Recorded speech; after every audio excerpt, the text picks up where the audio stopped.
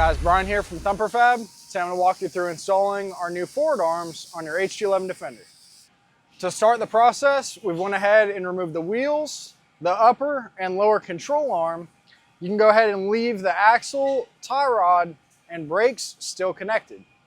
With our OEM parts removed, we'll go ahead and mount the front lower control arm to the frame, reusing our OEM hardware.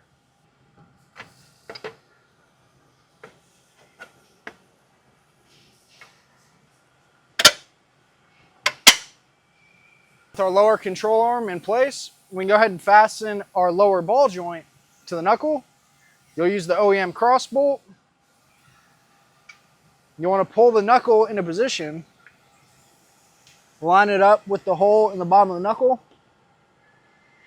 You may need to wiggle it. Once you can get it to sit down fully, we'll install our cross bolt.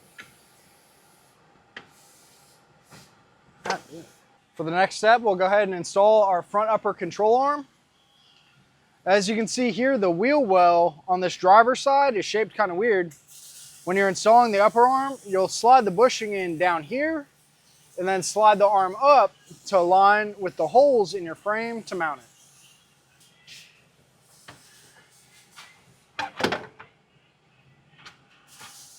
The same as the lower control arm, you'll reuse your OEM hardware to fasten the arm to the frame.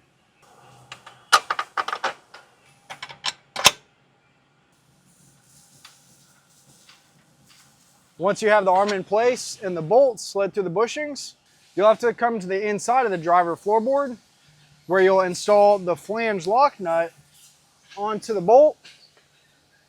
There's a small knockout section that you can remove that covers the access to this bolt. With it out of the way, you'll be able to thread the nut directly on. With our upper control arm in place, we can now fasten our upper ball joint to the knuckle. On this installation, we chose to go with our TF Elite ball joints. These will have a washer and a hex nut that you'll use to fasten the ball joint to the knuckle before you seal it all off with a cotter pin to make sure that the nut can't back off.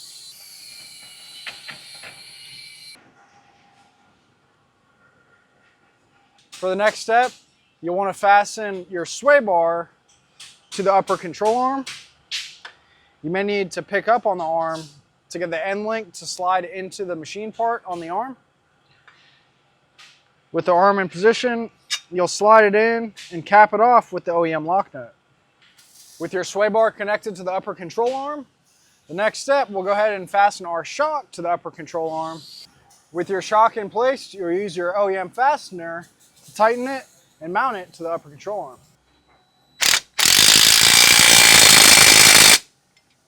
With all your mounting hardware tight, the last step, you'll want to fasten your brake line to the underside of your upper control arm.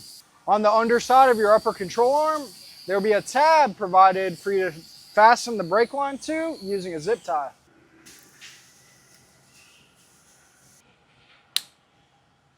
With your brake line securely fastened to your upper control arm, you'll repeat the process on the other side and set the vehicle down before tightening your bushings.